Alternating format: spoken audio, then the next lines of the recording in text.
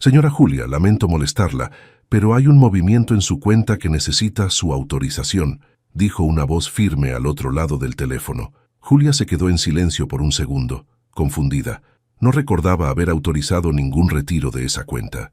Había sido una cuenta secundaria, una herencia de sus padres, que había dejado casi olvidada por años, reservada para emergencias o algún proyecto importante.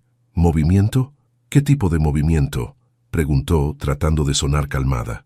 Un retiro de $50,000 hace 3 días y una transferencia reciente de $20,000 a una cuenta en el extranjero, respondió el empleado del banco. Julia sintió que algo no cuadraba. Agradeció la información y colgó rápidamente. Su mente estaba trabajando a 1000 por hora. Ella no había tocado ese dinero en años. Sin perder tiempo, accedió al sistema bancario desde su laptop, revisando cada detalle de las transacciones. Ahí estaba: los retiros, las transferencias y, lo peor, reservas de hoteles y vuelos a destinos exóticos. El corazón le dio un vuelco. Todo estaba a nombre de su marido, Ricardo. No había espacio para suposiciones. Cada línea de gastos estaba marcada con precisión: cenas en restaurantes exclusivos, regalos caros y vuelos a destinos paradisíacos. Julia sabía que esos viajes no eran de negocios. La primera imagen que le vino a la mente fue de Ricardo en esas reuniones de trabajo que tantas veces había mencionado. Apretó los puños mientras repasaba la evidencia frente a ella. Había demasiadas coincidencias para ser un error. Sin embargo, no era el momento de actuar impulsivamente.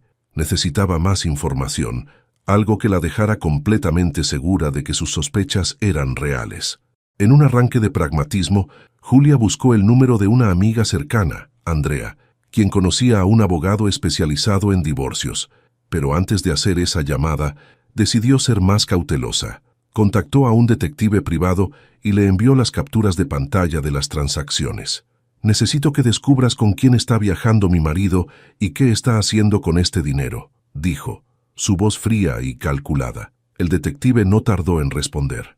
«Voy a necesitar 3 días, señora Julia». 3 días. Julia sabía que esos días serían decisivos, no solo para descubrir la verdad, sino para decidir qué haría con ella. Por ahora, tenía que enfrentarse a Ricardo como si nada estuviera pasando. Esa noche, cuando Ricardo llegó a casa, Julia lo recibió como siempre, una sonrisa ensayada y la cena servida en la mesa. Mientras él hablaba de su día, ella estudiaba cada uno de sus movimientos, sus gestos, sus palabras. Él no tenía idea de lo que se avecinaba. Julia, por su parte, tampoco tenía claro hasta dónde estaba dispuesta a llegar, pero había una certeza que la mantenía firme. No iba a permitir que nadie jugara con lo que le habían dejado sus padres. Apenas pasaron unas horas del encuentro con Ricardo esa noche, cuando Julia recibió un mensaje del detective privado. Era una notificación breve, pero suficiente para acelerarle el corazón. «Tengo algo importante.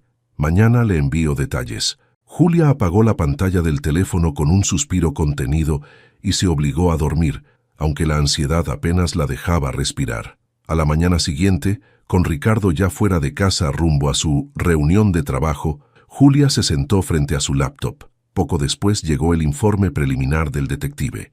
La primera foto en el archivo adjunto la dejó helada. Ricardo estaba en un restaurante caro en Cancún, abrazado a una mujer joven y elegante que Julia no conocía. Otra imagen los mostraba entrando a un hotel boutique, donde las reservas estaban a nombre de ambos. Pero lo que más le dolió no fue la evidencia visual, fue el detalle del gasto. Había una lista interminable de cargos realizados con su dinero: spas, cenas, joyas. Su herencia estaba financiando la doble vida de Ricardo. Julia cerró el archivo y respiró hondo. Tenía que mantener la calma. Sentía que su mundo se tambaleaba, pero algo dentro de ella se encendió. No podía ser simplemente una víctima de la traición de Ricardo. Necesitaba controlar la situación. Decidió dar el siguiente paso: buscar un abogado. Tomó su celular y marcó a Andrea, quien le respondió con tono amistoso. Julia fue directa. «Andrea, necesito hablar con tu amigo el abogado, es urgente». «Claro, ¿te pasó algo?», preguntó Andrea preocupada. «Es algo personal, pero prefiero explicarte en persona. ¿Puedes hoy?». Andrea aceptó sin dudarlo. Esa misma tarde se reunieron en un café discreto. Julia no perdió tiempo en explicarle lo que había descubierto, mostrando las capturas de pantalla y las fotos enviadas por el detective. Andrea, visiblemente impactada, asintió con firmeza. «Voy a llamarlo ahora mismo. Esto es grave, Julia. Además de lo emocional, hay fraude aquí. Usar tu dinero sin tu autorización tiene consecuencias legales». Poco después, Julia estaba sentada frente al abogado, quien escuchó toda su historia con atención. Tras hacerle varias preguntas, concluyó: «Lo primero que debes hacer es proteger tus activos. Vamos a congelar todas las cuentas conjuntas. También necesitas presentar una denuncia formal por el uso indebido de tus fondos. Si quieres proceder con el divorcio, las pruebas que tienes son más que suficientes». Julia dudó por un momento. Tomar medidas legales significaba cruzar un límite del que no había retorno. Pero al recordar cómo Ricardo había usado su herencia para mantener a otra mujer, su decisión se solidificó. «Hagámoslo», dijo, con una determinación que no había sentido en mucho tiempo. El abogado comenzó a preparar los documentos esa misma tarde. Julia, por su parte, contactó nuevamente al detective para obtener más detalles de la relación entre Ricardo y su amante. Todo debía estar perfectamente documentado antes de que ella diera su siguiente movimiento. Esa noche, cuando Ricardo llegó a casa, Julia se sintió como una actriz interpretando un papel. Él la saludó con un beso en la mejilla y le habló sobre sus planes de trabajo para el fin de semana, incluyendo un supuesto viaje a Monterrey. Julia sonrió y fingió interés, pero por dentro sabía que ese viaje era otro escape romántico con su amante.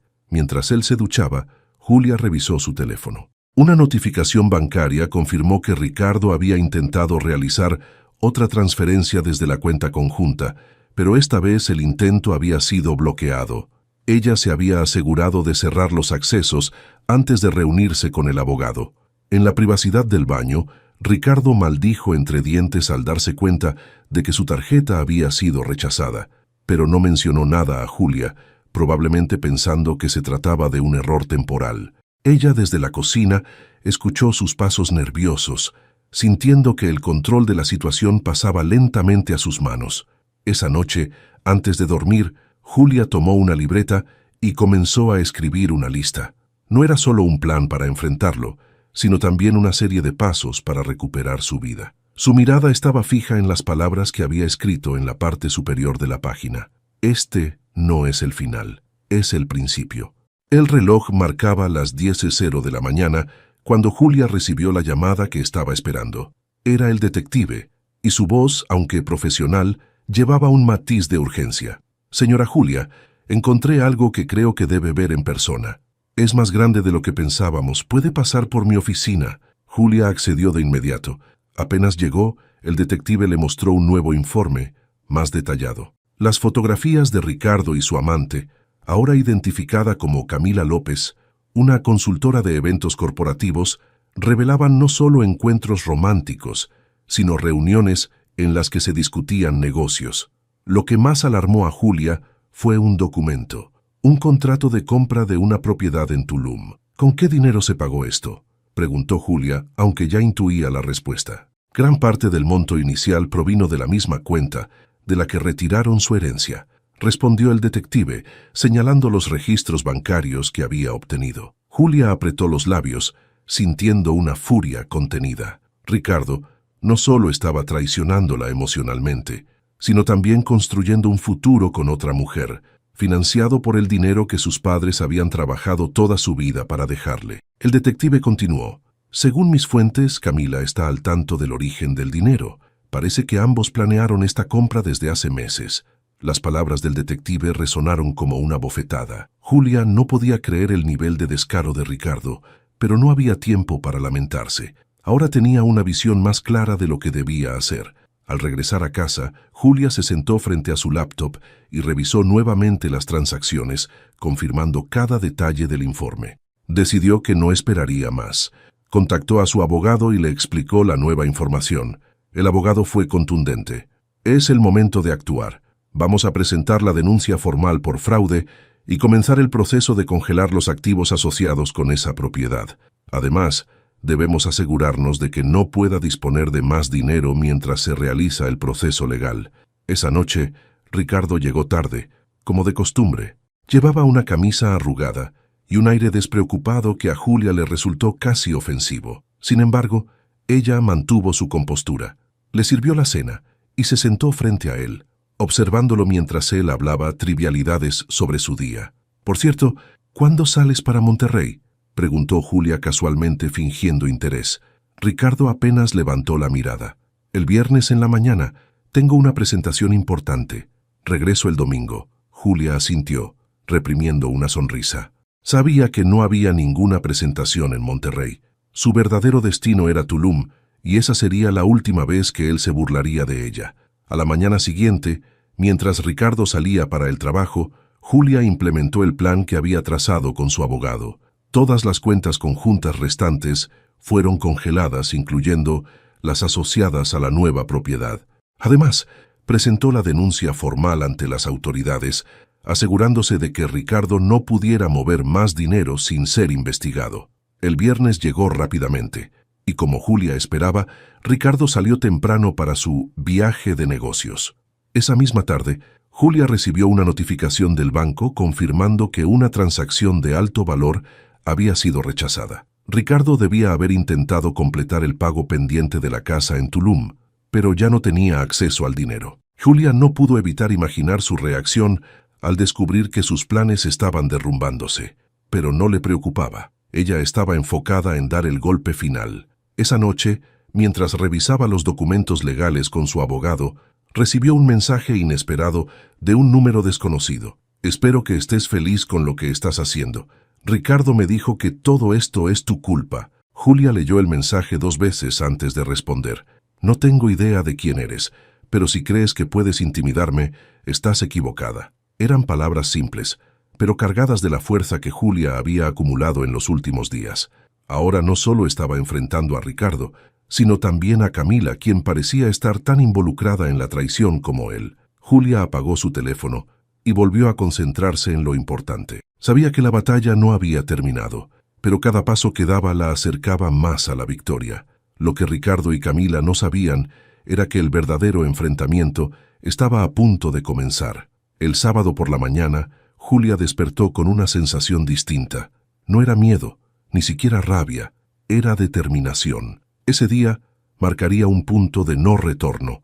Se vistió con ropa cómoda pero elegante y revisó una última vez los documentos que su abogado había preparado. Todo estaba en orden. Mientras tanto, Ricardo ya estaba en Tulum, sin sospechar que su pequeña burbuja estaba a punto de estallar. Julia había obtenido información precisa sobre dónde estaría él y Camila ese día. Gracias al detective, sabía que se reunirían con un agente inmobiliario para finalizar el papeleo de la casa que estaban comprando. Julia tomó un vuelo a Tulum esa misma tarde. Mientras el avión aterrizaba, repasaba mentalmente cada detalle de su plan. Su abogado ya había entregado una notificación oficial al banco y a las autoridades locales, invalidando cualquier transacción asociada a la propiedad. Además, las pruebas del fraude ya estaban en manos de los fiscales, lo que significaba que la situación de Ricardo se complicaría rápidamente. Cuando llegó al destino, Julia no perdió tiempo. Se dirigió directamente al lugar donde sabía que Ricardo y Camila estarían, una oficina inmobiliaria en el centro de Tulum. Se estacionó frente al edificio y esperó en el auto unos minutos, observando desde la distancia. Poco después, los vio salir. Ricardo caminaba al lado de Camila, riendo como si no tuviera una sola preocupación en el mundo. Julia apretó el volante, pero no dejó que la ira nublara su juicio. Salió del auto y caminó hacia ellos con paso firme. «Vaya, qué coincidencia encontrarlos aquí», dijo Julia con una sonrisa sarcástica, cruzando los brazos mientras los miraba directamente. Ricardo se detuvo en seco, su rostro palideciendo al instante. Camila, sorprendida, miró a Julia con desconcierto antes de voltear hacia Ricardo. «¿Qué está pasando aquí?», preguntó Camila, nerviosa. «Eso mismo me pregunto yo», respondió Julia, sacando de su bolso una carpeta con los documentos legales. Miró a Ricardo directamente a los ojos. «¿Quieres explicarle tú o prefieres que lo haga yo?».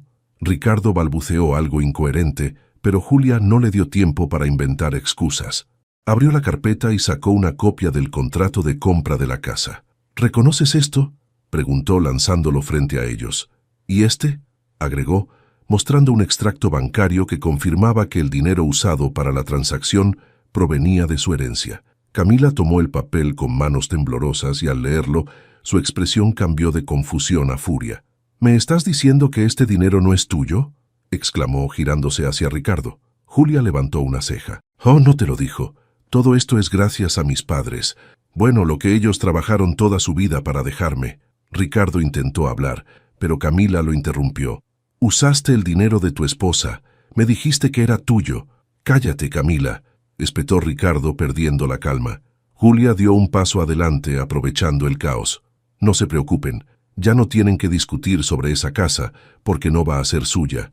Todas las cuentas relacionadas han sido congeladas y las autoridades ya están al tanto del fraude». Ricardo abrió la boca para protestar, pero Julia no terminó. «Ah, y por cierto, el contrato de compra ya no tiene validez. ¿Quieren saber por qué? Porque está bajo investigación legal, así que les sugiero que disfruten de este día, porque los próximos no serán tan agradables». Camila, furiosa, se apartó de Ricardo y comenzó a gritarle, mientras él intentaba calmarla sin éxito. Julia los observó por un momento, sintiendo una mezcla de satisfacción y alivio. Había esperado ese momento durante días, y ahora que estaba ahí, no sentía remordimientos. Antes de irse, Julia se giró una última vez hacia Ricardo. «¿Sabes lo que es lo mejor de todo esto? Que no necesito destruirte, lo hiciste tú solo». Sin esperar una respuesta, se dio la vuelta y se fue, dejando a Ricardo lidiar con las consecuencias de sus actos. De vuelta en el aeropuerto, mientras esperaba su vuelo de regreso, Julia sintió por primera vez en mucho tiempo que podía respirar con tranquilidad. Había tomado el control de su vida, y aunque sabía que el camino por delante no sería fácil, estaba lista para enfrentarlo con la cabeza en alto. De regreso en casa, Julia se sentó en la sala con una taza de café. El eco de su confrontación con Ricardo y Camila en Tulum seguía fresco en su mente. No había sido fácil enfrentarlos cara a cara, pero era necesario. Ahora quedaba lidiar con las consecuencias. Al día siguiente, su abogado la llamó temprano por la mañana. «Julia, quería informarte que las autoridades ya han comenzado el proceso para investigar el fraude. Ricardo probablemente será llamado a declarar en los próximos días. Además, gracias a las pruebas que presentaste, el banco ha respaldado tu reclamación. El dinero usado para la compra de la casa podría ser reembolsado si el fallo está a tu favor». Julia asintió al otro lado de la línea, sintiendo una pequeña chispa de esperanza. Recuperar el dinero era importante, pero más que eso, lo que buscaba era justicia. Sin embargo, su tranquilidad no duró mucho. Esa misma tarde, su teléfono comenzó a sonar insistentemente. Era un número desconocido, pero decidió contestar. «¿Qué demonios crees que estás haciendo?», gritó Ricardo al otro lado de la línea. Julia respiró profundamente antes de responder con calma. «Lo que debería haber hecho desde el principio, proteger lo que es mío». «Esto es una locura, Julia. Arruinaste mi vida», continuó él, su voz llena de rabia y desesperación. Julia soltó una risa amarga. «¿Arruiné tu vida? ¿De verdad? ¿Después de que usaste mi herencia para financiar tus aventuras con Camila? ¿Después de que intentaste construir un futuro con ella a mis espaldas? No, Ricardo, tú te arruinaste solo». Hubo un silencio al otro lado de la línea antes de que Ricardo hablara, esta vez con un tono más bajo, casi suplicante. «Podemos arreglar esto. No tienes que llevarlo tan lejos. Solo detén todo esto y lo resolveremos como adultos». Julia cerró los ojos, sintiendo por un momento una mezcla de tristeza y cansancio. Hubo un tiempo en el que habría creído en sus palabras, pero ese tiempo ya había pasado. «No, Ricardo, esto ya no es negociable. Ahora pagarás por lo que hiciste». Y con esas palabras colgó, sintiendo cómo un peso se levantaba de sus hombros. En los días siguientes, las noticias sobre la situación comenzaron a extenderse. Amigos y conocidos de ambos empezaron a llamar a Julia, algunos expresando apoyo, otros incredulidad. Entre las llamadas, recibió una de su amiga Andrea, quien había sido un pilar durante todo el proceso. «Julia, tienes que prepararte. Ricardo está tratando de cambiar la narrativa. Está diciendo a la gente que tú estás exagerando y que todo fue un malentendido». Julia suspiró. No le sorprendía. Sabía que Ricardo intentaría salvar su imagen a cualquier costo. Sin embargo, tenía algo que él no podía contradecir: pruebas irrefutables. Esa misma tarde, publicó una declaración en sus redes sociales. Fue breve, pero directa. Para todos aquellos que tienen dudas sobre lo que está pasando, los hechos son claros. Mis cuentas fueron usadas sin mi autorización y las pruebas están en manos de las autoridades. No me quedaré callada ante una injusticia, sin importar las mentiras que otros intenten difundir. Gracias a quienes me han mostrado su apoyo. Esta es una batalla por lo que es correcto. La publicación fue un éxito inmediato, recibiendo mensajes de apoyo de personas que ni siquiera conocía.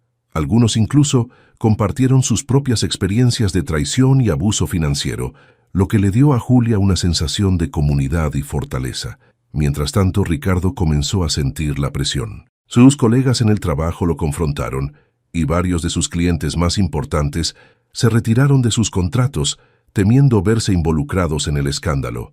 Camila, por su parte, había desaparecido por completo de su vida, dejando a Ricardo solo para lidiar con las consecuencias de sus actos. Julia, por otro lado, comenzó a enfocarse en lo que vendría después. Había pasado demasiados años viviendo bajo la sombra de su matrimonio, postergando sus propios sueños por apoyar a un hombre que no lo merecía. Ahora era su turno de brillar. Se reunió con su abogado para discutir los próximos pasos legales, pero también comenzó a trabajar en un proyecto que había dejado de lado por años: abrir su propia consultoría financiera. Sabía que tenía el conocimiento y la experiencia para ayudar a otras mujeres a tomar control de sus finanzas, especialmente aquellas que, como ella, habían sido manipuladas o traicionadas. Cada día que pasaba, Julia sentía que recuperaba un poco más de su vida. No se trataba solo de superar a Ricardo, se trataba de redescubrir quién era ella y lo que quería para su futuro. Aunque aún quedaban batallas por librar, estaba lista para enfrentarlas con valentía y determinación. Unos días después de que Julia hiciera su declaración pública, recibió una carta certificada del despacho de abogados que representaba a Ricardo. No era inesperado, pero leerla le provocó una mezcla de molestia y satisfacción. En el documento, Ricardo intentaba exigir una mediación para evitar un proceso judicial más largo, argumentando que el caso estaba dañando su reputación profesional y personal. Julia pasó sus dedos por el papel, suspirando con exasperación. ¿Ahora se preocupa por su reputación?, pensó. Decidida, llamó a su propio abogado para analizar la situación. ¿Qué te parece, Alejandro?, preguntó Julia después de enviarle una copia de la carta. Es una jugada desesperada, como era de esperarse, respondió Alejandro con calma. Ricardo está tratando de minimizar los daños porque sabe que las pruebas están en tu favor. La mediación solo beneficiaría a él, no a ti. Julia asintió. No iba a retroceder ahora. Rechazaremos su solicitud. Sigamos adelante con el caso. El abogado confirmó su decisión, pero antes de colgar añadió: por cierto, también hemos recibido noticias de la Fiscalía. Ricardo podría enfrentar cargos por falsificación y fraude si se confirma que manipuló documentos bancarios para acceder a tu herencia. Es un tema serio. Julia colgó y dejó escapar un largo suspiro. Aunque el proceso era agotador, la posibilidad de que Ricardo finalmente enfrentara consecuencias reales le daba fuerza para continuar. Más tarde ese mismo día, mientras revisaba su correo electrónico, encontró un mensaje de una mujer llamada Carolina. El asunto decía: gracias por tu valentía. Intrigada, Julia abrió el correo y comenzó a leer. Hola Julia, no nos conocemos, pero quiero agradecerte por compartir tu historia. Hace un año pasé por algo similar. Mi esposo me engañó y también manipuló nuestras finanzas, pero no tuve la fuerza para enfrentarlo. Leer lo que has hecho me ha inspirado a actuar. Quiero que sepas que estás ayudando a más personas de las que imaginas. Julia sintió un nudo en la garganta. Había sido un camino difícil, pero saber que su lucha estaba impactando a otras personas le dio una nueva perspectiva. No solo estaba peleando por su propio bienestar, sino también dando voz a quienes no podían hacerlo. Esa noche, mientras estaba sentada en su sala, Julia tomó una decisión importante. Había estado contemplando abrir su consultoría financiera como un proyecto a futuro, pero ahora entendía que no debía esperar más. Había mujeres como Carolina que necesitaban orientación para protegerse y recuperar el control de sus vidas. El lunes siguiente, Julia programó una reunión con una diseñadora web y una especialista en marketing para comenzar a estructurar su negocio. Mientras hablaba con ellas, se dio cuenta de que por primera vez en años sentía entusiasmo por lo que estaba haciendo. En paralelo, las noticias sobre el caso de Ricardo comenzaron a difundirse en círculos más amplios. Algunos medios locales tomaron la historia, enfocándose en cómo Julia había descubierto el fraude y había tomado medidas para enfrentarlo. La narrativa no solo exponía a Ricardo, sino que también destacaba la fortaleza de Julia. Mientras tanto, Ricardo seguía lidiando con las consecuencias. Las investigaciones avanzaban y varios de sus antiguos colegas comenzaron a distanciarse de él. Incluso había rumores de que Camila estaba buscando representación legal para protegerse, probablemente planeando desvincularse del escándalo por completo. Una tarde, mientras Julia trabajaba en su plan de negocios, recibió una llamada inesperada. Era su madre, quien había estado preocupada desde el inicio del conflicto, pero había evitado intervenir para no presionarla. «Hija, estoy tan orgullosa de ti», dijo su madre con un tono cálido. Julia sonrió, sintiendo una oleada de emoción. «Gracias, mamá. No ha sido fácil, pero estoy logrando salir adelante. Y no solo estás saliendo adelante, estás marcando una diferencia. Tu papá estaría tan orgulloso de lo que estás haciendo con la herencia que te dejó. Él siempre quiso que usaras ese dinero para algo significativo, y ahora veo que lo estás haciendo». Las palabras de su madre resonaron profundamente en Julia. Era cierto. Durante mucho tiempo había sentido que la herencia de sus padres era un peso, algo que debía proteger pero que no había sabido cómo usar. Ahora entendía que ese dinero no era solo un recuerdo de ellos, sino una herramienta para construir algo nuevo. Con cada paso que daba, Julia sentía que recuperaba no solo su estabilidad, sino también su propósito. Y aunque el proceso legal con Ricardo aún no había terminado, estaba cada vez más segura de que, sin importar el resultado, ella ya había ganado. El sonido del teléfono despertó a Julia temprano una mañana. Era Alejandro, su abogado, con noticias importantes. «Julia, los fiscales han decidido avanzar con cargos formales contra Ricardo. La acusación por fraude está bien fundamentada, gracias a las pruebas que entregaste. Además, el banco ha confirmado que algunos documentos fueron manipulados. Esto pone a Ricardo en una posición muy complicada». Julia escuchó en silencio, procesando cada palabra. Por un momento pensó en cómo Ricardo había pasado de ser un hombre confiado y arrogante a alguien que ahora enfrentaba la posibilidad de prisión. Aunque sabía que todo esto era el resultado de sus propias decisiones, no podía evitar sentir una mezcla de emociones. «¿Qué significa esto para mí?», preguntó finalmente. «Por ahora, significa que estás en una posición más fuerte. Si el caso avanza, podrías recuperar no solo el dinero que te pertenece, sino también una compensación por daños emocionales y legales». Julia agradeció la llamada y colgó, sintiendo que una parte del peso que llevaba sobre los hombros comenzaba a disiparse. Pero no tenía tiempo para detenerse. Sabía que todavía había mucho por hacer. Esa misma tarde, mientras revisaba los avances de su negocio, recibió una notificación de un medio local.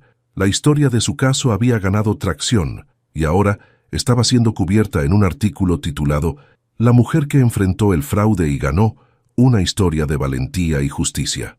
El artículo detallaba cómo Julia había descubierto la traición y cómo había tomado medidas legales para proteger lo que era suyo. Aunque prefería mantener su privacidad, sabía que la exposición pública de su historia podía ayudar a otras mujeres en situaciones similares. Poco después, comenzaron a llegar mensajes de apoyo en sus redes sociales. Personas de diferentes ciudades y países le escribieron para compartir sus propias experiencias y agradecerle por su valentía. Julia respondió a algunos mensajes, sintiendo que su dolor estaba siendo transformado en algo útil. Mientras tanto, Ricardo estaba viviendo una realidad muy diferente. Sus intentos por controlar la narrativa habían fracasado, y ahora enfrentaba el rechazo social y profesional. Incluso los pocos amigos que habían intentado apoyarlo se distanciaron al ver la evidencia presentada en su contra. Una tarde, Julia recibió un mensaje inesperado de Camila, la amante de Ricardo. La notificación la tomó por sorpresa, pero decidió abrirlo. «Julia, sé que probablemente no quieras escucharme, pero necesito que sepas algo. Ricardo me mintió desde el principio. Nunca supe que estaba usando tu dinero. Cuando me enteré, lo dejé inmediatamente.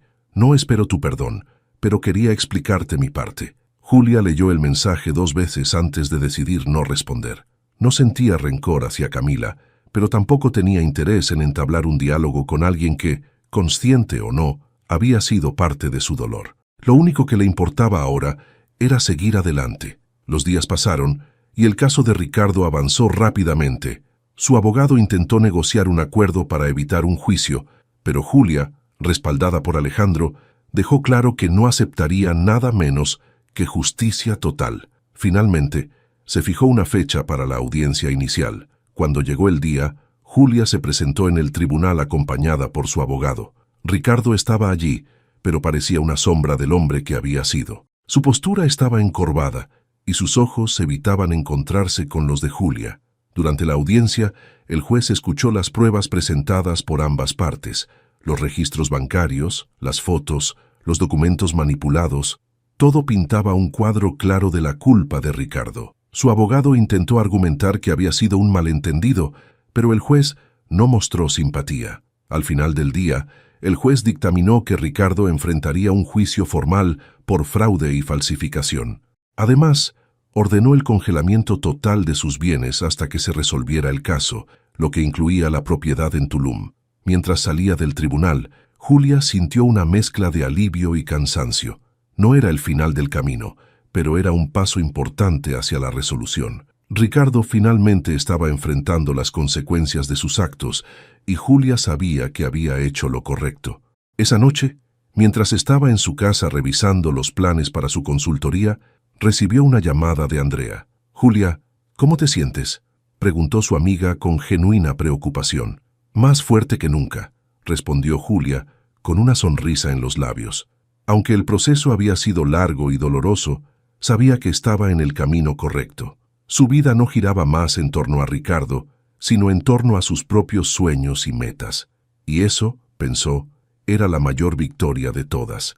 Con el caso de Ricardo avanzando en los tribunales, Julia comenzó a sentir una tranquilidad que no experimentaba desde hacía años. Aunque la batalla legal seguía en curso, ella estaba recuperando el control de su vida, paso a paso. Su consultoría financiera, que había comenzado como una idea, ahora era una realidad tangible. El sitio web estaba en marcha y ya había comenzado a recibir solicitudes de mujeres interesadas en aprender a manejar sus finanzas de manera independiente. Julia decidió ofrecer su primera charla en un pequeño centro comunitario, como una forma de conectar directamente con las personas que más necesitaban su apoyo. El día de la charla, Julia llegó al centro con una carpeta llena de notas y gráficos. Sin embargo, al mirar a las mujeres que estaban sentadas frente a ella, decidió dejar las notas a un lado y hablar desde el corazón. Hace unos meses me encontraba en una situación que no podía imaginarme enfrentando. Fui traicionada, no solo emocionalmente, sino también financieramente. Pero hoy estoy aquí para contarles que, aunque el camino fue difícil, descubrí algo importante. Siempre hay una forma de recuperar el control. Las mujeres escucharon en silencio mientras Julia compartía su experiencia, explicando cómo había logrado proteger lo que era suyo y transformar su dolor en una oportunidad. Al final de la charla, varias se acercaron para agradecerle, algunas con lágrimas en los ojos. Una de ellas, una mujer mayor llamada Rosa, tomó la mano de Julia y le dijo: «Gracias por esto. Yo perdí casi todo después de que mi esposo me dejara, pero escuchar tu historia me ha dado esperanza». Julia sintió que el esfuerzo valía la pena. Sabía que, aunque no podía cambiar su pasado, podía ayudar a otras mujeres a evitar los errores que ella había enfrentado. Mientras tanto, Ricardo estaba enfrentando las consecuencias de sus actos de una manera cada vez más evidente. La presión legal y financiera era abrumadora, y las pocas personas que quedaban a su alrededor comenzaron a alejarse. Incluso su familia, que al principio lo había apoyado, comenzó a mostrar signos de cansancio y decepción. Un día, Julia recibió una llamada inesperada de uno de los hermanos de Ricardo, Luis.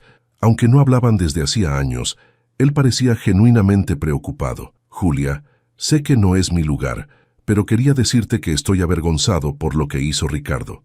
Mi familia está devastada, y aunque no puedo pedirte nada, quería disculparme en nombre de todos nosotros». Julia escuchó en silencio antes de responder. «Agradezco tu llamada, Luis, pero quiero que sepas que esto no es algo que pueda resolver con disculpas. Ricardo tomó decisiones y ahora está enfrentando las consecuencias. Luisa sintió al otro lado de la línea, respetando su postura. Lo entiendo, y espero que encuentres la paz que mereces. Tras colgar, Julia sintió una mezcla de emociones. Aunque sabía que la responsabilidad era exclusivamente de Ricardo, la llamada de Luis le recordó que las decisiones de una persona pueden afectar a muchas otras. En los días siguientes, Julia siguió trabajando en su consultoría, organizando talleres y creando contenido educativo para mujeres en situaciones vulnerables. Su historia seguía resonando en las redes sociales y cada vez más personas la contactaban para agradecerle o pedirle consejo. Una tarde, mientras organizaba materiales para su próxima charla, recibió un correo electrónico del abogado de Ricardo. El asunto decía propuesta de resolución. Julia abrió el mensaje con cautela. En él, el abogado de Ricardo proponía un acuerdo en el que Ricardo aceptaría pagar una compensación significativa y renunciaría a cualquier reclamo sobre los bienes compartidos, a cambio de cerrar el caso sin llegar a juicio. Julia llamó a Alejandro para discutir la oferta. ¿Qué opinas?, preguntó. Es una oferta sólida, pero no tienes que aceptarla si no estás completamente satisfecha. Ricardo está desesperado por evitar el juicio, lo que significa que probablemente podrías conseguir algo mejor. Julia reflexionó. Aunque el acuerdo era tentador, sabía que su decisión no debía basarse en emociones. Lo más importante era asegurarse de que se hiciera justicia, no solo para ella, sino como un mensaje para quienes podrían intentar algo similar en el futuro. Voy a pensarlo, pero no estoy segura de querer darle esa salida tan fácil, dijo finalmente. Alejandro estuvo de acuerdo, y juntos decidieron analizar la propuesta con detenimiento antes de tomar una decisión final. Esa noche, Julia se sentó frente a su laptop, escribiendo un borrador para su próximo taller. Aunque el caso con Ricardo seguía en su mente, se dio cuenta de que ya no ocupaba todo su espacio emocional. Había construido algo nuevo, algo que estaba creciendo más allá de lo que había perdido. Por primera vez en mucho tiempo, sintió que el futuro era suyo para tomar. Julia despertó temprano la mañana siguiente, sintiendo el peso de la propuesta de resolución sobre sus hombros. Era consciente de que aceptar el acuerdo con Ricardo cerraría el caso legalmente, pero también significaba que él evitaría enfrentar un juicio completo. Alejandro le había dejado claro que la decisión estaba en sus manos, y ella sabía que necesitaba pensar cuidadosamente antes de responder. Se preparó una taza de café y salió al balcón de su departamento, buscando claridad. Mientras miraba la ciudad despertar, sus pensamientos la llevaron de vuelta al inicio de todo. Recordó la primera vez que notó las inconsistencias en sus cuentas, la traición que descubrió y los momentos de duda en los que pensó que nunca superaría esa situación. Pero aquí estaba, más fuerte, con una vida que había comenzado a reconstruir con sus propias manos. Más tarde, durante una reunión con Alejandro, discutieron los términos de la oferta una vez más. Si aceptas, Ricardo tendrá que pagarte una compensación que no solo cubrirá el dinero que te robó, sino que también dejará un precedente legal. Por otro lado, si lo llevamos a juicio, existe la posibilidad de que enfrente cargos penales más graves, explicó Alejandro. Julia asintió, pero había algo en ella que no la dejaba decidir de inmediato. No quiero que esto sea solo sobre el dinero, Alejandro. Esto va más allá. Quiero que Ricardo entienda lo que hizo, y que esto no se trate solo de un acuerdo financiero. Entonces, quizás podemos negociar términos que incluyan una declaración de culpabilidad como parte del acuerdo, sugirió Alejandro. Esa idea resonó con Julia. No solo se trataba de recuperar lo que era suyo, sino de establecer que Ricardo debía asumir la responsabilidad de sus acciones, algo que él había intentado evitar desde el principio. Una última confrontación. Esa tarde, mientras Julia revisaba los detalles finales del acuerdo propuesto, recibió una llamada inesperada.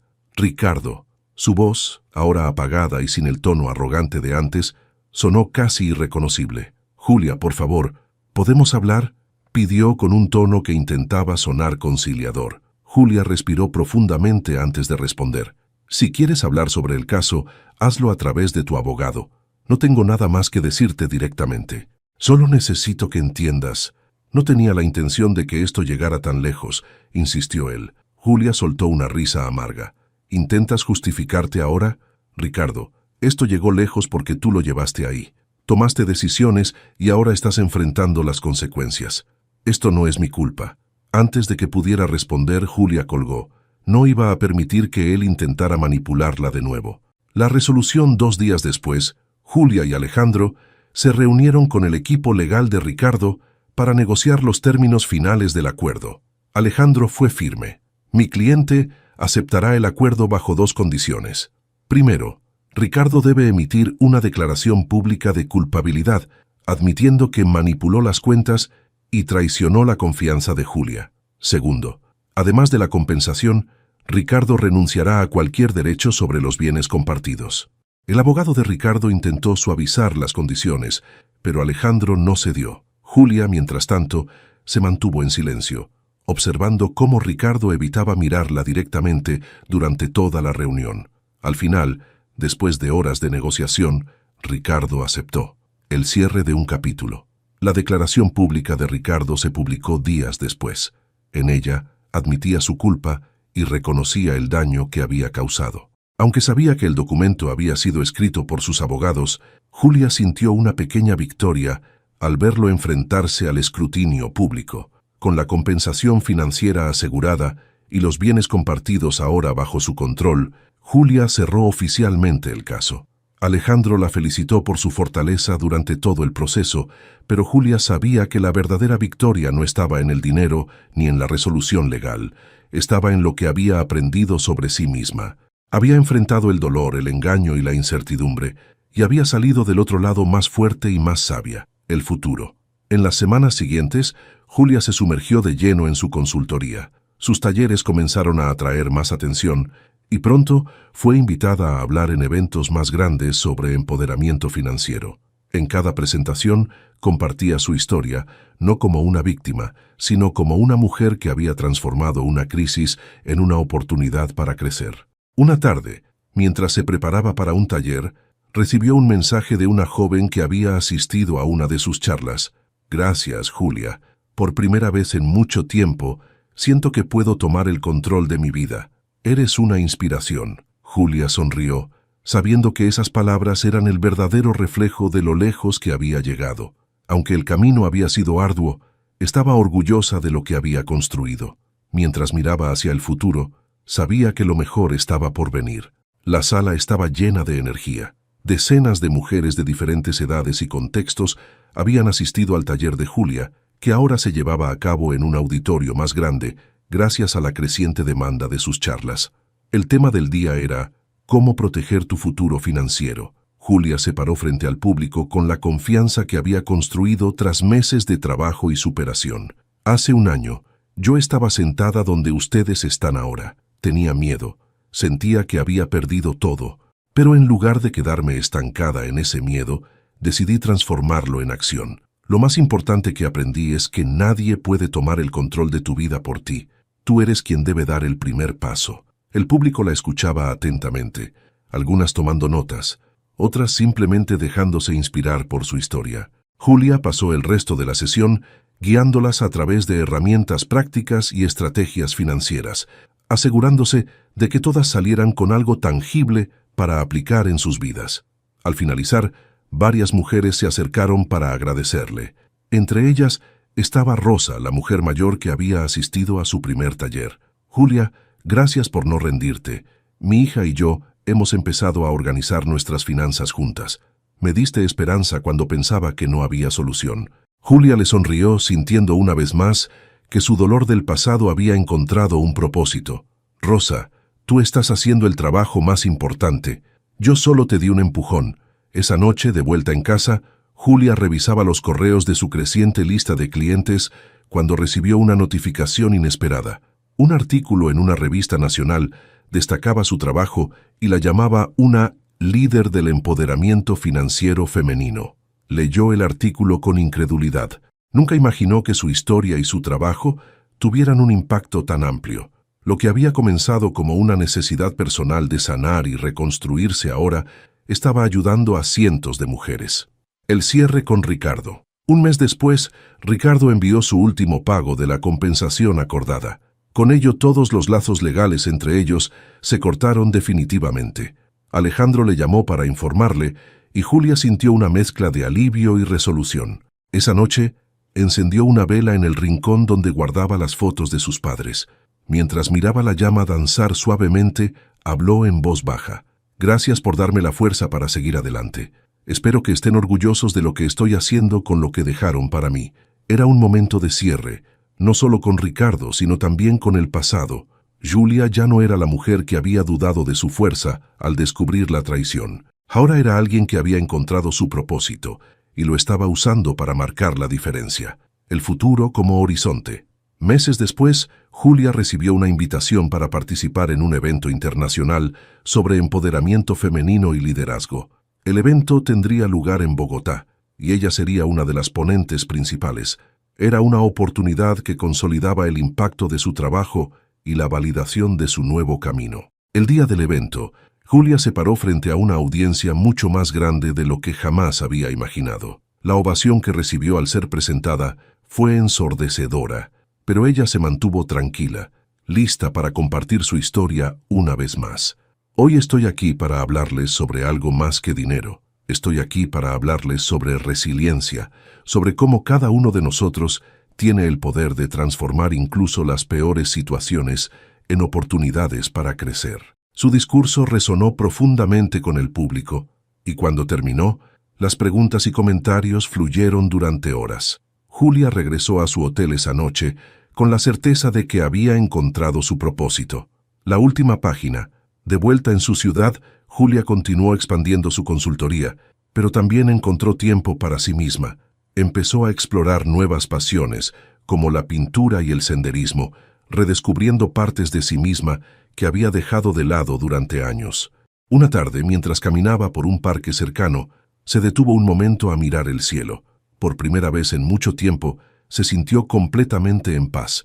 Había enfrentado su tormenta, y aunque no había sido fácil, había salido del otro lado más fuerte, más sabia y más libre. El horizonte era suyo, y estaba lista para conquistarlo. Nunca tendrás lo que nosotros tenemos. Las palabras de Constanza flotaban en el aire del comedor como veneno. Todos los ojos de la familia Duarte estaban sobre mí, esperando verme romper, esperando que finalmente aceptara mi lugar como la intrusa que nunca perteneció. Sonreí. Abrí mi bolso con calma, sintiendo cómo mis dedos rozaban el sobre Manila. Lo saqué despacio, demasiado despacio. Constanza frunció el ceño. ¿Qué es eso? Su voz tembló apenas, lo suficiente para que yo supiera que algo en mi expresión la había inquietado. Coloqué el sobre en la mesa. Es la verdad, Constanza. Pero para entender cómo llegué a este momento, debo regresar a donde todo comenzó. 2 años atrás, cuando todavía creía que el amor podía superar las diferencias de clase, cuando todavía era lo suficientemente ingenua para pensar que mi suegra algún día me aceptaría.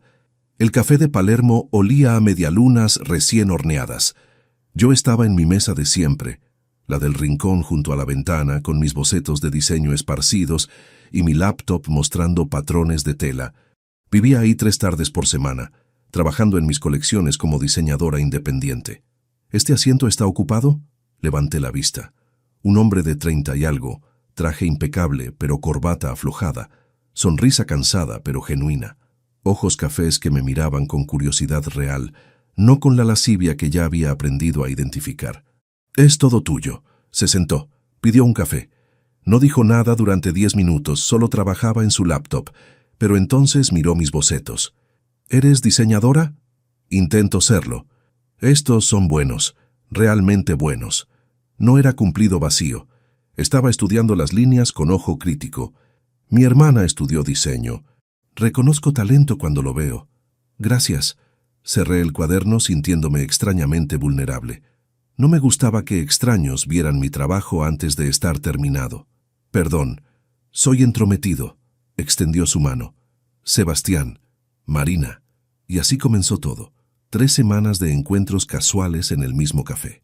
1 mes después, nuestra primera cita real. 6 meses más tarde me dijo que me amaba mientras caminábamos por el Rosedal de Palermo bajo lluvia ligera. Lo que Sebastián no sabía, lo que nadie sabía excepto Lucía, mi mejor amiga desde la universidad, era quién era yo realmente. Mi nombre completo es Marina Solís. hija única de Roberto Solís, fundador de Industrias Solís. Mi padre construyó un imperio textil desde cero, empezando con una sola máquina de coser en un garaje de Almagro. Cuando murió, yo tenía 12 años. Un derrame cerebral fulminante que no le dio tiempo ni para despedirse. El fideicomiso que él estableció protegió la empresa durante 6 años. Joaquín Palacios, el protegido de mi padre, manejó operaciones como CFO interino. La junta directiva mantuvo todo funcionando. Cuando cumplí 18, legalmente heredé el control total. 75 millones de dólares en facturación anual. Valuación corporativa de 200 millones. 3 fábricas. 500 empleados. Contratos con marcas en toda Latinoamérica y Europa. Y yo elegí vivir en un departamento de un ambiente en Almagro, trabajar como diseñadora freelance, tomar el colectivo. ¿Por qué? Porque mi padre me enseñó que el dinero no define quién eres. Me enseñó que la dignidad viene del trabajo, del carácter, de cómo tratas a otros. Me enseñó que las personas más peligrosas son aquellas que te valoran solo por tu cuenta bancaria. Entonces, cuando conocí a Sebastián, decidí no mencionar la herencia. Quería saber si alguien podía amarme por quien era, no por lo que poseía. El primer error fue pensar que ese alguien era Sebastián. Quiero que conozcas a mi familia. Llevábamos 8 meses juntos. Estábamos en su departamento, mucho más lujoso que el mío en Recoleta, decoración que gritaba dinero viejo, después de una cena que él mismo cocinó. ¿Estás seguro? Algo en mi estómago se tensó. Muy seguro. Me besó la frente. Mi madre puede ser intensa, pero cuando te conozca te amará. ¿Cómo no hacerlo? Debí escuchar esa voz interior que me advertía. Debí preguntar más sobre su familia, sobre lo que significaba intensa, pero estaba enamorada, y el amor te hace estúpida. El domingo siguiente, Sebastián me recogió temprano. Manejamos hacia San Isidro, los barrios volviéndose progresivamente más elegantes, las casas más grandes, los jardines más perfectos. ¿Tu familia vive acá? No pude ocultar mi sorpresa. La casa familiar es grande. Parecía incómodo. Grande era quedarse corto. La mansión Duarte era una estructura de 2 pisos con columnas blancas, jardines que parecían salidos de revista, entrada circular con fuente de piedra. El tipo de casa que ves en películas sobre aristocracia. Sebastián tocó el timbre. Una empleada nos abrió, y entonces la vi. Constanza Duarte de Alarcón medía 1,60 m, pero su presencia llenaba la entrada completa. Cabello rubio platino peinado en bob perfecto. Traje de 2 piezas color marfil. Perlas en el cuello. Ojos azules que me escanearon de pies a cabeza en 2 segundos y claramente no les gustó lo que vieron. «Madre, ella es Marina». La voz de Sebastián sonaba rara, más formal, más tensa. «Marina». Constanza pronunció mi nombre como si fuera una palabra extranjera. «¡Qué interesante!». No me ofreció su mano, solo se dio vuelta y caminó hacia el comedor. «Dame un momento». Sebastián me apretó la mano y siguió a su madre. Me quedé parada en la entrada sintiendo cómo mis jeans y blusa simple, que esa mañana me parecieron perfectos, de repente se sentían como trapos. La empleada me miró con lástima. Ese fue mi primer error, no darme cuenta de que la lástima era justificada, porque lo que vino después no fue solo un almuerzo familiar incómodo. Fue el comienzo de 2 años de humillación sistemática que casi me destruyeron. Casi. Pero Constanza cometió un error fatal. Asumió que porque yo vivía con humildad, era porque no tenía opción. Nunca consideró que tal vez yo estaba eligiendo, y que cuando finalmente decidiera revelar quién era realmente, su mundo de apariencias y arrogancia se desmoronaría como castillo de naipes. Sebastián regresó 5 minutos después. Lucía forzada, demasiado brillante. Todo bien, vamos. Pero no estaba bien, y en el fondo, ambos lo sabíamos. El almuerzo fue una clase magistral en crueldad sutil. Constanza corrigió mis modales con observaciones que sonaban como preguntas inocentes. ¿Tu familia no usa servilleta de esta manera? Los hermanos de Sebastián, Patricio y Fernanda, me trataron con educación gélida, como si fuera vendedora ambulante que se coló en su casa. Y Sebastián no dijo nada. Esa noche, cuando me dejó en mi departamento, intentó disculparse. Mi madre necesita tiempo. Es protectora.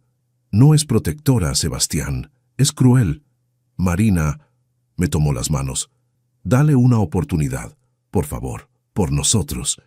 Miré sus ojos suplicantes y sentí mi resolución derretirse. Porque lo amaba, porque creía que eventualmente todo mejoraría.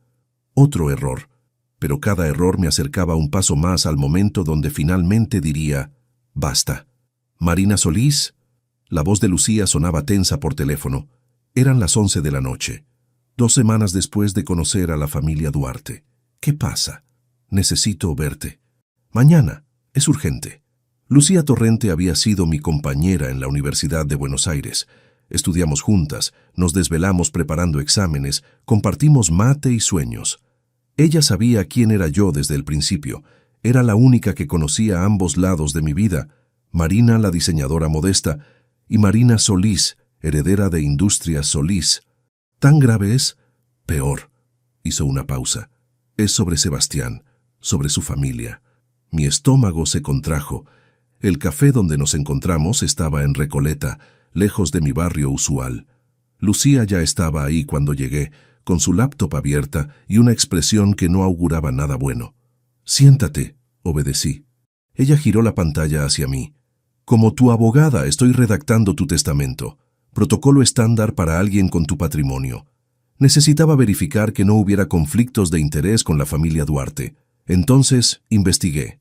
¿Y? Marina, están en bancarrota. Las palabras no procesaron inmediatamente. ¿Qué? La familia de Sebastián, su padre, Augusto Duarte, tenía negocio de importación. Colapsó hace 4 años durante crisis económica. Perdieron 70% de su fortuna. Vendieron propiedades para pagar deudas. La mansión donde almorzaste... Lucía tocó la pantalla. Ya no es de ellos. La vendieron en 2022. Eso es imposible, viven ahí. La alquilan, a través de gestora inmobiliaria que oculta la transacción. Deslizó más documentos. El country club donde son socios, las vacaciones en Punta del Este, todo lo que Constanza presume, pagado con créditos. Son una fachada sostenida con deudas. Mi mente trabajaba rápido procesando implicaciones. Sebastián sabe, firmó documentos de venta de 3 propiedades principales. Es imposible que no sepa. La traición se sintió física. Sebastián había criticado sutilmente mi departamento modesto, mis ingresos inestables como freelancer. Todo mientras su familia sostenía imperio de mentiras. Hay más. Lucía respiró profundo. ¿Recuerdas en 2021 cuando Joaquín te pidió autorización para comprar propiedades residenciales en San Isidro? Inversión de portafolio, diversificación. Vagamente. Dije que sí. Bueno, adivina qué propiedades compró. Me mostró las escrituras. 3 direcciones. Una de ellas me era familiar, la mansión Duarte. No. Sí, la casa donde vive la familia de tu novio te pertenece. También el departamento donde vive su hermano Patricio y un local comercial que rentan. Todo comprado a través de Sociedad Anónima Río de la Plata, controlada por tu fideicomiso. Ellos no lo saben. No era pregunta. ¿Cómo podrían? La propiedad está registrada a nombre de SARP. Los pagos de renta van a gestora, que deposita en cuentas corporativas que eventualmente llegan a ti. Perfectamente legal, completamente opaco. Me recosté en la silla, sintiendo cómo el universo se reordenaba. La familia que me despreciaba por pobre vivía literalmente de mi dinero sin saberlo. ¿Cuánto pagan de renta? $4,200 mensuales. Puntualmente debo agregar. La ironía era tan perfecta que casi reí. Casi. ¿Por qué me cuentas esto? Porque necesitas saber con quién te estás involucrando. Lucía cerró la laptop. Sebastián es cómplice en mantener mentiras. Su madre desprecia tu falta de recursos mientras vive en casa que tú posees. ¿Y tú? Me miró directo. Tú estás enamorada de un hombre que está construyendo relación sobre falsedades mutuas. Yo no le mentí. Omitiste información masiva, igual que él. Su voz se suavizó. Marina, no te juzgo. Entiendo por qué ocultaste tu identidad, pero esto va a explotar eventualmente y necesitas estar preparada. Tomé mi café, ya frío. ¿Qué debo hacer? Eso depende. ¿Amas a Sebastián lo suficiente para perdonar que sea débil con su madre? para aceptar familia que te tratará como inferior sin saber que eres su acreedora. No respondí, porque no tenía respuesta. Esa noche confronté a Sebastián, suavemente, sin revelar lo que sabía. ¿Cómo está el negocio de tu padre? Estábamos en su departamento después de cenar. Sebastián se tensó visiblemente. Bien, ¿por qué preguntas? Simple curiosidad. Lo observé. A veces siento que tu mamá está estresada por dinero. La forma en que habla sobre finanzas, sobre que yo debería contribuir más. Mamá es de otra generación. No entiende carreras modernas. Evadió la pregunta real. Pero el negocio está bien, ¿verdad? Marina, ¿a dónde vas con esto? Me levanté caminando hacia la ventana. Sebastián, llevamos casi un año juntos. ¿Confías en mí? Por supuesto. Entonces dime la verdad. Me volteé. Tu familia tiene problemas financieros. Vi pánico cruzar su rostro antes de que la máscara volviera a colocarse. No sé de qué hablas. Creo que sí sabes. Se puso de pie, defensivo. Mira, cada familia tiene sus asuntos. No significa que tengamos problemas. Simplemente administramos recursos diferente. ¿Administrar recursos? ¿Eso es lo que llaman vivir con apariencias? ¿Qué se supone que significa eso? Significa que tu madre me trata como si fuera inferior por no tener dinero, cuando ella misma... Me detuve. Había dicho demasiado. ¿Cuando ella misma qué? Sebastián se acercó, voz peligrosamente baja. Marina, mi madre ha sacrificado mucho por esta familia. Perdió a su esposo hace 3 años. Está haciendo lo mejor que puede mantener nuestra reputación, nuestro legado. No necesita que una foránea la juzgue, foránea. La palabra me golpeó como bofetada. ¿Es eso lo que soy, una foránea? No quise decirlo así, pero lo dijiste. Silencio tenso llenó el espacio entre nosotros. Finalmente, Sebastián suspiró. Perdón, estoy cansado. Trabajo ha estado estresante. Me tomó las manos. Sé que mamá es difícil, pero entiende, ella solo tiene su orgullo. Su nombre, sus estándares. Sin eso, se detuvo. ¿Sin eso qué? Nada. Olvídalo. Pero yo sabía qué había querido decir. Sin esas apariencias, sin esa fachada de superioridad, Constanza no tenía nada. Su identidad completa estaba construida sobre arena, y yo, sin que ella lo supiera, era dueña de esa arena. 3 días después, hice algo que nunca había hecho. Visité las oficinas de Industrias Solís en Puerto Madero. El edificio era torre moderna de vidrio y acero, 20 pisos, logo de la empresa brillando en la entrada. Subí al piso ejecutivo, donde Joaquín Palacios tenía su oficina. Marina, se levantó, sorprendido. No esperaba verte. Necesito revisar algunas cosas. Joaquín tenía 55 años, cabello gris, traje impecable. Había trabajado con mi padre desde que Industrias Solís era solo 3 máquinas en garaje alquilado. Cuando papá murió, Joaquín lloró en el funeral como si hubiera perdido hermano. ¿Todo bien? Su preocupación era genuina. Sí y no. Me senté. Cuéntame sobre las propiedades que compramos en San Isidro. Joaquín abrió archivo en su computadora. Excelente inversión. Compramos 3 unidades residenciales en 2021, cuando mercado estaba bajo. Las familias que vendieron necesitaban liquidez urgente, entonces conseguimos buen precio. Están rentadas consistentemente, buenos inquilinos. ¿Verificaste quiénes son esos inquilinos? La gestora maneja eso. ¿Por qué? Le conté. Todo. Sobre Sebastián, sobre su familia, sobre la coincidencia imposible que me había convertido en su casera sin que ninguno de los dos lo supiera. Joaquín silbó bajo. Eso es complicado. ¿Crees que debería decirle? ¿A Sebastián o a su familia? A cualquiera. Joaquín se recostó pensativo. Marina, tu padre siempre decía, la verdad revelada en momento equivocado causa más daño que bien. Pero la verdad revelada en momento correcto puede cambiar todo. La pregunta es, ¿cuál es el momento correcto? No lo sabía. Aún no. Háblame del estado de la empresa. Los siguientes 30 minutos, Joaquín me mostró números que me llenaron de orgullo y melancolía. Industrias Solís facturaba $75 millones anuales. Valuación corporativa, 200 millones. Contratos con marcas europeas. 3 fábricas operando a capacidad completa. 500 empleados con salarios justos. Tu padre estaría orgulloso. Hemos crecido 40% en últimos 5 años, manteniendo valores que él estableció. Sostenibilidad, trato justo, calidad. Miré foto de papá en escritorio de Joaquín. Roberto Solís sonriendo junto a primera máquina industrial que compró.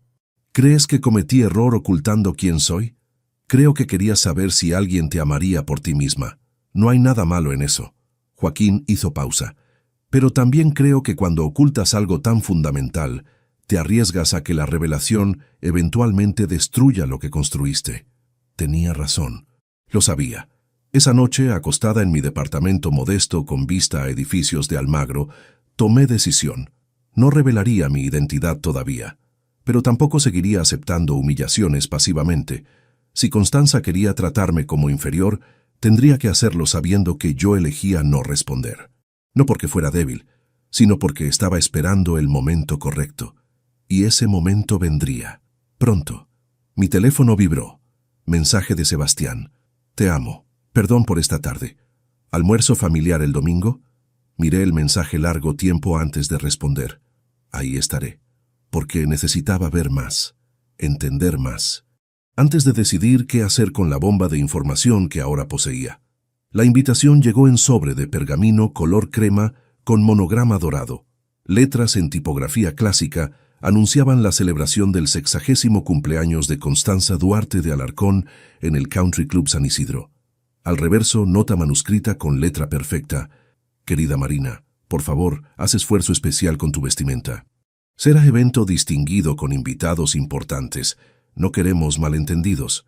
Arrugué la invitación en mi puño. ¿Qué dice? Lucía estaba conmigo en mi departamento, revisando contratos corporativos que necesitaba firmar. Le mostré la nota. Ella leyó, y su mandíbula se tensó. Esa mujer es increíble. ¿Malentendidos? Como si tú fueras el problema. Sebastián dice que es su forma de ser protectora. Sebastián es un cobarde. Lucía no endulzaba sus palabras. Vas a ir. Pensé en las últimas 3 semanas. 3 almuerzos dominicales donde Constanza había perfeccionado el arte de la crueldad sutil. Corregir mis modales. Cuestionar mi educación. Sugerir que Sebastián merecía a alguien de su nivel. Y Sebastián permanecía callado. Cada maldita vez. Sí, voy a ir. ¿Por qué te haces esto? Porque necesito ver hasta dónde llega. Necesito estar segura antes de... Me detuve.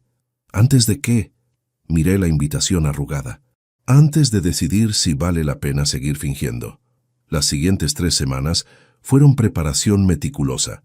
Diseñé mi propio vestido, azul medianoche, corte impecable que mostraba mi talento sin gritar ostentación. Nada de joyería cara, solo aretes de plata simple que había comprado en Feria de Palermo. Practiqué frente al espejo respiraciones de calma, técnica que aprendí en yoga años atrás. Inhalar 4 segundos, mantener 4, exhalar 4. ¿Estás segura de tu plan? Lucía me preguntó 2 días antes del evento. No tengo plan, solo voy a observar. Mentirosa. Me conocía demasiado bien. Tienes esa mirada. La misma que tenías antes de presentar proyecto final en universidad. Estás calculando algo. Tenía razón, pero todavía no sabía qué exactamente. El Country Club San Isidro era exactamente lo que esperaba. Opulencia diseñada para impresionar. Jardines perfectos, edificio colonial blanco, entrada con fuente de mármol. Valet parking recibiendo autos de lujo. Sebastián y yo llegamos en su BMW. Él lucía incómodo con traje formal y corbata apretada. Recuerda, mamá está sensible por cumplir 60. Sé amable. Siempre soy amable. Ya sabes a qué me refiero. Sí sabía. Me refería a no respondas cuando te insulte. Sonríe cuando te menosprecie. Acepta tu lugar como inferior. El salón de eventos estaba transformado. 200 invitados, orquesta en vivo tocando música clásica, mesas con manteles de lino blanco, arreglos florales que probablemente costaron más que mi renta mensual. Champagne Moet circulando en bandejas de plata. Constanza reinaba en centro del salón. Vestido de alta costura, color champagne, collar de perlas de 3 vueltas, cabello perfecto. Recibía felicitaciones como reina aceptando tributos. Sebastián, mi amor. Lo abrazó con afecto que nunca me mostraba. Luego me miró. Marina. Qué vestido. Interesante. ¿Diseño propio otra vez? Sí. Qué talentosa. Sonrisa que no llegaba a sus ojos. Aunque, querida, hay excelentes boutiques en Recoleta donde podrías comprar algo más. Apropiado para ocasiones así. Claro, entiendo que el presupuesto es consideración. Las palabras fueron suficientemente altas para que invitados cercanos escucharan. Vi sonrisas cómplices entre las amigas de Constanza. El vestido está hermoso, mamá. Sebastián intentó débilmente. Por supuesto, cariño, no critico, solo sugiero. Se alejó para saludar otros invitados más importantes. Sebastián apretó mi mano. Lo siento. No te disculpes por ella. Disculpas por ti mismo. ¿Qué significa eso?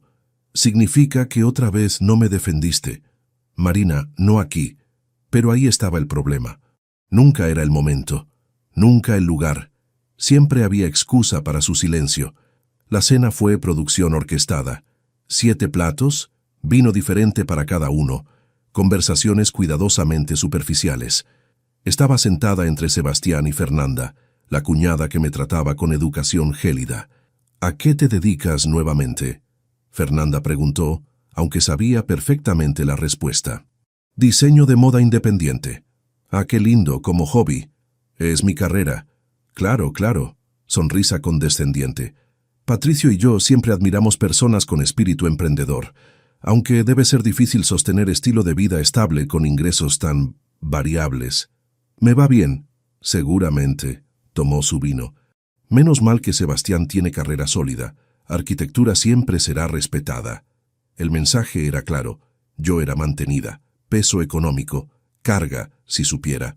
A las 10 de la noche, después del postre, Constanza tomó el micrófono. La música se detuvo. 200 pares de ojos se volvieron hacia ella.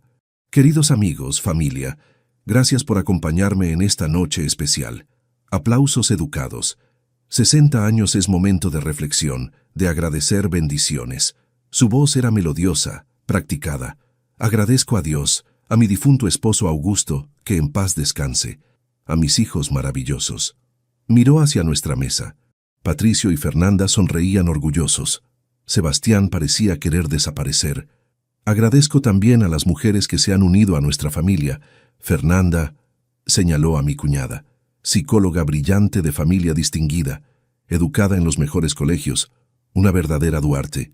Fernanda se ruborizó de placer. Y Marina... La pausa fue deliberada. 2 segundos. 3. Suficiente para crear tensión. Esposa de mi querido Sebastián. Otra pausa. El salón estaba en silencio absoluto. Marina viene de orígenes más humildes, pero tiene buen corazón. Hace su mejor esfuerzo por adaptarse a nuestro mundo. Risas incómodas brotaron.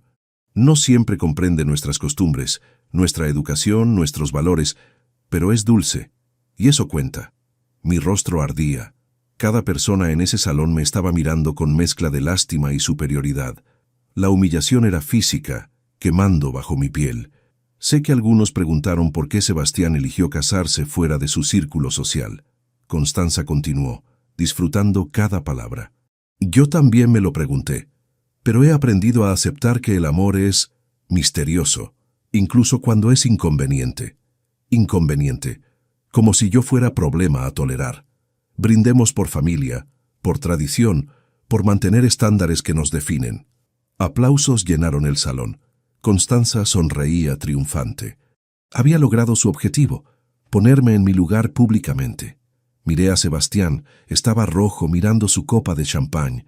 Sus manos temblaban ligeramente, pero no dijo nada. No se levantó, no me defendió, y algo dentro de mí se rompió definitivamente. Escapé al jardín. Necesitaba aire, necesitaba estar lejos de esos ojos juzgando, esas sonrisas cómplices. Las lágrimas amenazaban, pero me negaba a derramarlas. No le daría a Constanza esa satisfacción. Me apoyé contra árbol en rincón oscuro, respirando profundo. 4 segundos. Mantener.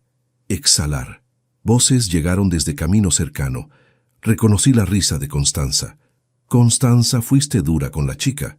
Era Beatriz, una de sus amigas del club. Alguien tiene que decir verdades. La voz de Constanza era casual, como si estuviera discutiendo clima. Beatriz, Marina nunca tendrá lo que nosotros tenemos. educación de colegios británicos, viajes por Europa, conexiones que abren puertas, veranos en Punta del Este. Ella es común, de barrio. Sebastián se casó por debajo de su nivel y ahora estamos atrapados. ¿Y qué piensas hacer? Estoy trabajando en eso. Pausa mientras encendía cigarrillo.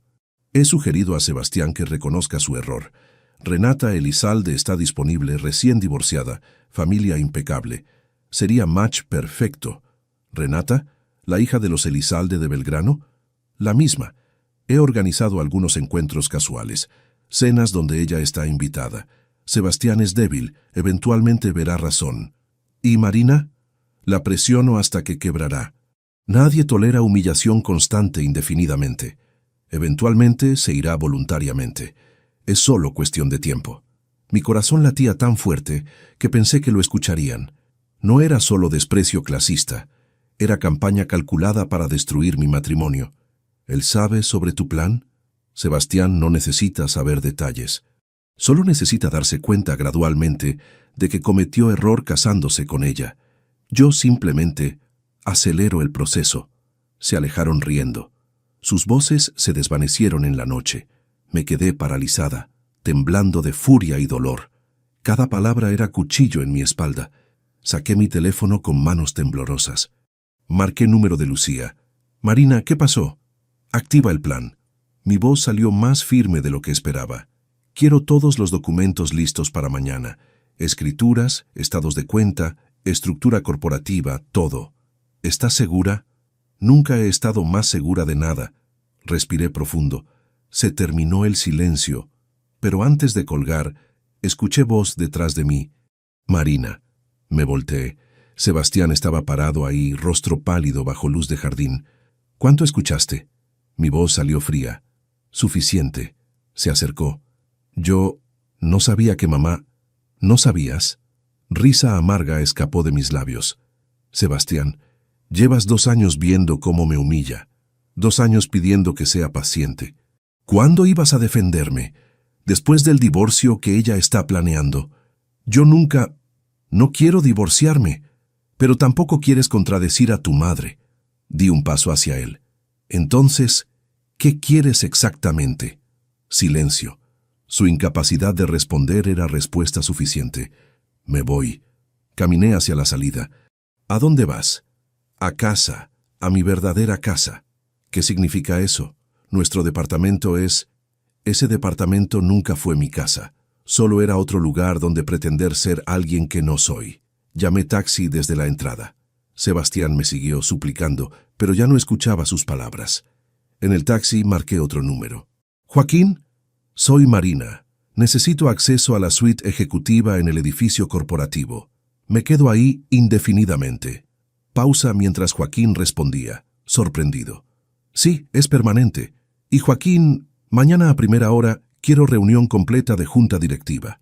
Es momento de que la CEO asuma control público de Industrias Solís. Colgué y miré por ventana del taxi. Las luces del country club se alejaban detrás de mí.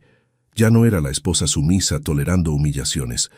Era Marina Solís, heredera, CEO, mujer que había despertado. Y Constanza Duarte estaba a punto de descubrir el error más grande de su vida. Nunca subestimes a alguien solo porque vive con humildad. Porque humildad es elección, pero la venganza también. El amanecer en Puerto Madero pintaba el río de naranja y dorado.